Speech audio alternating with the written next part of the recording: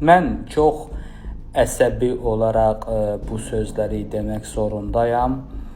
Baxın, bugün bu son zəlzələ ki oldu, ondan sonra bir ay yarım, 2 aydır zəlzələ barədə konkret heç kim danışmır. Ya bilim adamları, ya da ki mən o hisslərə sahibəm deyən adamlar. Bu bizim kimi, mənim kimi əsasən videoları paylaşandan sonra bir çoxları bu barədə həm bilim adamları bəzi saytlarda danışmağa başlayır, həm də bəzi özünü ekstrasensəm deyənlər. Çünki onlar bilir ki, Nadim Əlixanovun dedikləri düz çıxır və bunu işidən görənlər dərhal çıxırlar, nəyəsə danışmağa başlayırlar. Madəm ki bu videoya qədər danışan idisə, niyə bu yaxın zamanlarda, bu qədər yaxın zamanlarda baş verəcək zəlzələləri hiss etmirsiniz? Dünya üzərində bu qədər yaxın bir müddətdə, madəm ki baş verəcək, doğrudan da bu güclü zəlzələləri 8 rəqəm deyirdim həmişə. 8 rəqəm və 8-dən də çox bal gücündə olacaq.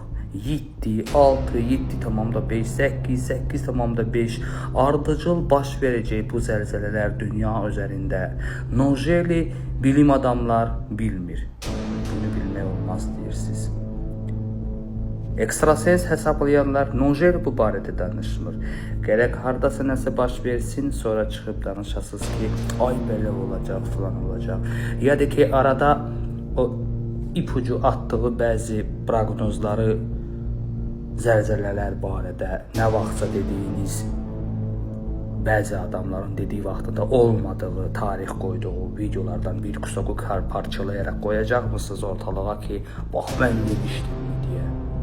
Əziz gözəl dostlar, bunları demək, xatırlatmaq məqsədim var ki, böyük hündür Novostroyka binalarda yaşayan hər bir kəs düşünməlidir ki, bütün dünya olaraq büyük zəlzələlərdən necə qorunmaq lazımdır.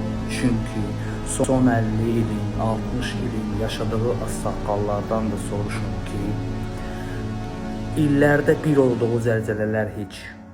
Ardıcıl bir çox ölkələrdə, şəhərlərdə bir neçə dənə, sanki yerlərdən buraya deşik açılan kimi bir vəziyyət yaranan belə zəlzələlər olubmu? Onlar deyəcək, biz görməmişik.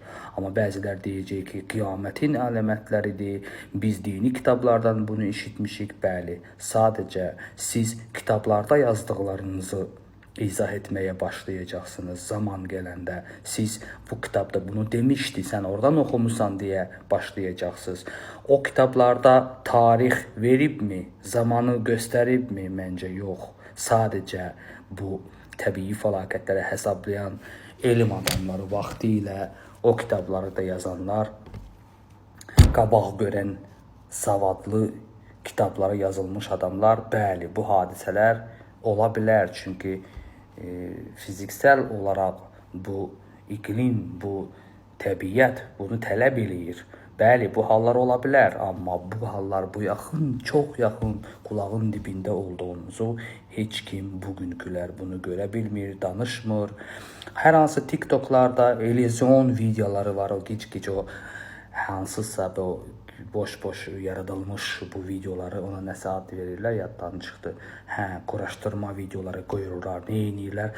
Bugün hansı video yoxdur ki, bir şey baş verəndə bir kiminsə dediyi sözü ortalığa çıxmağa, çıxartmağa, qoymağa çalışırsınız. Əziz dostlarımız, əziz Azərbaycan və dünya Azərbaycanları, dünyada olan hər kəs, türk millətlər, hər kəs, mən sizlərə deyirəm ki, böyük, çox böyük təbii fəlakətlər çox yaxın zamanında, həm böyük sellərin daha çox olması, son 50, 40, 100 il görmədiyi çox böyük sellər, çox böyük küləklər, çox böyük zəlzələlər insanların malına, canına ziyan verməmək üçün, bütün dünya olaraq bunun qabağı necə alması üçün bütün dövlətlər və mütəxəssislər bu barədə düşünməlidir. Gərək bir şey olsun, baş versin ki, siz o vaxtında əl-ayağa düşəsiniz ki, nə etmək olar deyə. İndidən düşün. Təsəvvür edin ki, hər yer sirkələnir, hər yerdə dişi açılır, zəlzələlər alıb aparır dünyanı. Nə edəcəksinizsə, indidən o barədə düşünmək lazımdır. Çünki mənim hisslərim bunu deyir. Məni bunu eşidən, təkrarlayan çox olacaq. Sağ olun.